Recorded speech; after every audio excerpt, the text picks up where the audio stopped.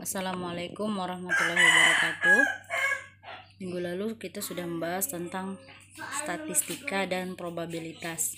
Jadi statistika cabang ilmu yang mempelajari tentang data, mulai dari cara pengumpulannya, penyajiannya, penganalisaannya, penarikan kesimpulan terhadap masalah yang dibahas, sampai kepada pemberian interpretasi terhadap kesimpulan. Kemudian secara garis besar, statistika dapat digolongkan atas dua golongan, yaitu statistika deskriptif dan statistika induktif. Kemudian kaitan antara statistika dan nilai peluang. Jika statistika lebih memfokuskan kepada bagaimana mempelajari tentang data, kemudian bagaimana penyajiannya, kemudian bagaimana proses pengumpulannya, penganalisaannya, cara menarik kesimpulan terhadap masalah yang dibahas, sampai kepada pemberian interpretasi terhadap kesimpulan, maka peluang adalah banyaknya titik sampel pada suatu kejadian dibandingkan dengan banyak ruang sampel. Inilah yang disebut dengan peluang. Jika kita lihat pengertian ini, misalkan K adalah suatu kejadian, maka peluang kejadian K dapat ditentukan dengan rumus, yaitu PK sama dengan NK sama dengan NS. Keterangannya adalah PK itu merupakan peluangan kejadian atau K, sementara banyak titik kejadian sampel kejadian K. NS banyaknya anggota ruang sampel kejadian K. Banyaknya titik sampel munculnya suatu kejadian tidak mungkin lebih dari banyaknya ruang sampel, sehingga nilai peluang terletak dari 0 sampai 1 atau 0 lebih kecil sama dengan PK, lebih kecil sama dengan 1. Jika suatu kejadian memiliki peluang 0, maka kejadian tersebut tidak mungkin terjadi atau disebut dengan kejadian mustahil. Jika suatu kejadian memiliki peluang 1, maka kejadian tersebut pasti akan terjadi atau disebut dengan kepastian atau kejadian mutlak.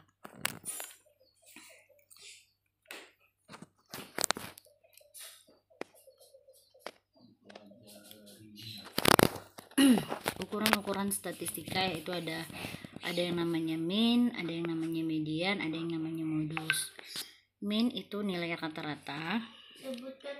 Rumus mean atau rata-rata itu sama dengan X sama dengan sigma N per X per N, di mana X sama dengan sigma F dikali X per N.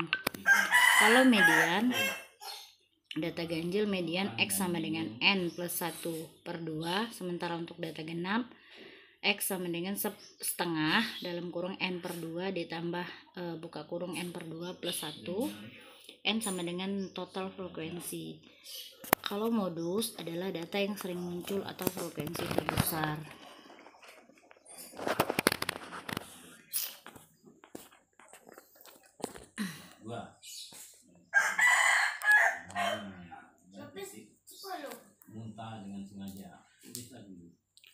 Ukuran statistik, ukuran letak data. Selain ukuran pemusatan data, ada juga ukuran letak data yang masih merupakan salah satu pengukuran data dalam statistika. Jika pada ukuran pemusatan data terdapat median, mean, dan modus, pada ukuran letak data terdapat kuartil, desil, dan persentil. Untuk menentukan nilai ukuran letak data harus kita urutkan terlebih dahulu dari data nilai yang paling kecil ke data yang paling besar. Untuk kuartil adalah nilai yang membagi suatu data terurut menjadi 4 bagian yang sama, dilambangkan dengan Q. Jenis kuartil ada 3, yaitu kuartil pertama Q1, kuartil kedua Q2, dan kuartil ketiga Q3. Kuartil untuk data tunggal, letak Q1 sama dengan I dalam kurung N plus 1 tutup kurung per 4, di mana Q1 yaitu kuartil ke-1, N banyaknya data.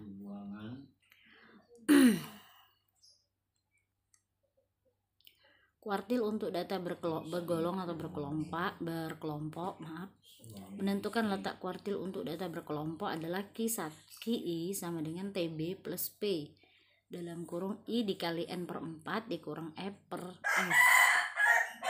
F dimaksudkan di sini adalah frekuensi, sementara F di atas adalah frekuensi kumulatif sebelumnya. Keterangan bisa dilihat di sini bahwa Q1 itu menandakan kuartil ke-1, sementara TB itu tepi bawah kelas kuartil, B panjang kelas, N banyak data, F frekuensi kumulatif sebelum kelas kuartil, F frekuensi kelas kuartil. Kemudian ada desil. Desil itu merupakan nilai yang membagi data menjadi 10 bagian sama besar. Desil sering dilambangkan dengan D. Jenisnya ada 6, yaitu D1, D2, D3, D4 dan seterusnya sampai dengan D9. Desil untuk data tunggal letaknya D1 sama dengan I dalam kurung N plus 1 tutup kurung per 10.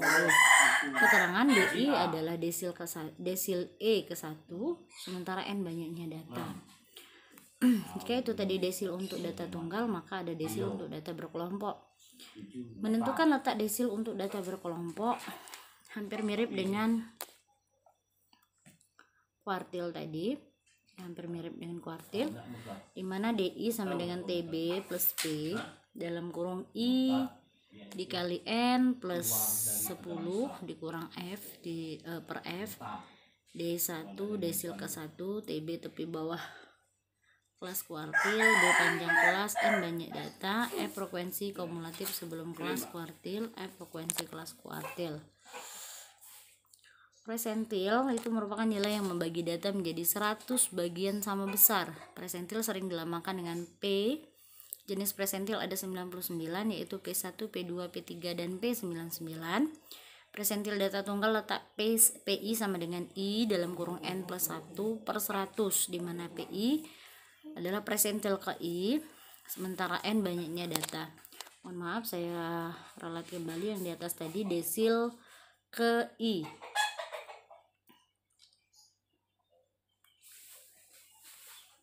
Selanjutnya presentil untuk data berkelompok, PI sama dengan TB plus I per 100 N dikurang FK per FI. PI itu presentil ke I, sementara TB tepi bawah kelas presentil, P panjang kelas, N banyak data, F frekuensi kumulatif sebelum kelas presentil, F frekuensi kelas presentil.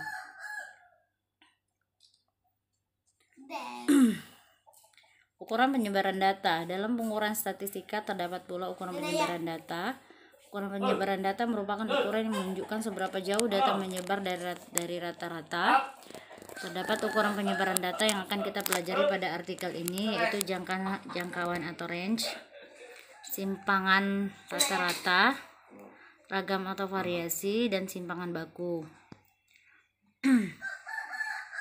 Jangkauan atau range yaitu merupakan selisih data terbesar dan data terkecil, sering dilambangkan dengan R. Jangkauan data R sama dengan X maksimal min X min. Keterangan R jangkauan, X max itu data terbesar, sementara X min data terkecil. Kalau jangkauan interkuartil itu jangkauan adalah selisih antara kuartil ketiga dan kuartil pertama. H sama dengan Q3 dikurang Q1, di mana H jangkauan interkuartil, Q3 kuartil ketiga, Q1 kuartil pertama. Kemudian simpangan kuartil atau jangkauan semi interkuartil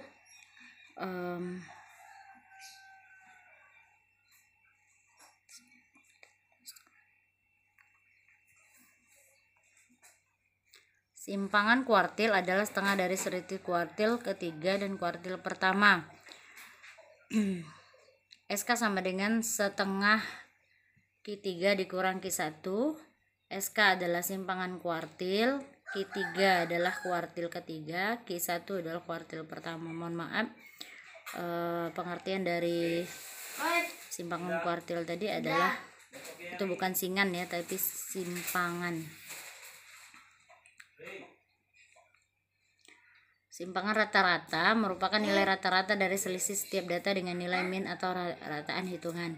Simpangan rata-rata sering dilambangkan dengan SR, data tunggal. SR sama dengan sigma NI sama dengan 1 XI min X per N. Keterangan SR simpangan rata-rata, XI data ke I, X rata hitungan, N banyak data. Data bergolong bisa dilihat di situ, dimana SR simpangan rata-rata, XI data ke I, X rata hitungan, FI frekuensi data ke I. Kemudian ada ragam. Ragam atau variasi adalah nilai yang menunjukkan besarnya penyebaran data pada kelompok data. Ragam atau variasi dilambangkan dengan S2. Kemudian variasi untuk data tunggal bisa dilihat contohnya. Keterangannya adalah S2 variasi, XI data ke I, X rata hitung, N banyak data. Variasi untuk data berkelompok, S2 sama dengan variasi, XI data ke I, X rata hitungan, FI frekuensi data ke I. Kemudian ada simpangan baku, bisa dilihat juga seperti contoh ya, dimana ada keterangannya di situ. Terima kasih untuk penjelasan pertemuan pertama hari ini. Nanti Ibu akan lanjutkan untuk pertemuan kedua dan ketiga. Terima kasih. Assalamualaikum warahmatullahi wabarakatuh.